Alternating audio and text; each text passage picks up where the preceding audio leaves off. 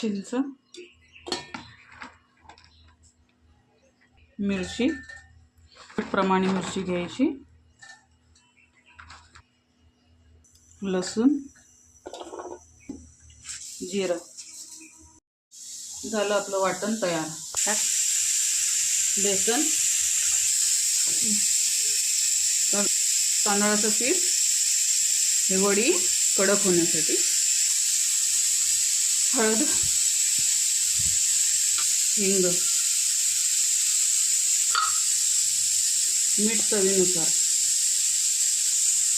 वाटण आपण टाकू.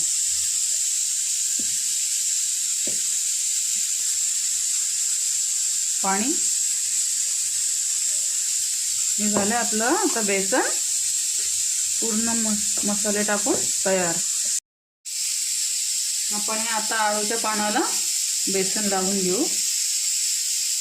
असं दुसरं एक पलटी पान ठेवू, व्यवस्थित त्याला पण बेसन लावून घेऊ. आता आपण हे एकावर एक 4 पानं केलेली आहेत. आता याचा आपण गोळा करून घेऊ.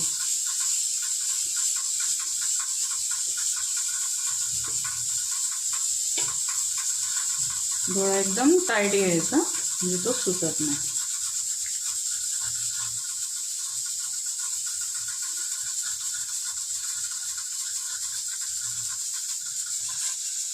आता हे गोळे केले. आता हे स्टीम करू आपण 15 मिनिटासाठी. आळूवडी शिजले. झाले आपले आळूवडी शिजले. शिजण्यासाठी असं सुरी टाकून बघायची.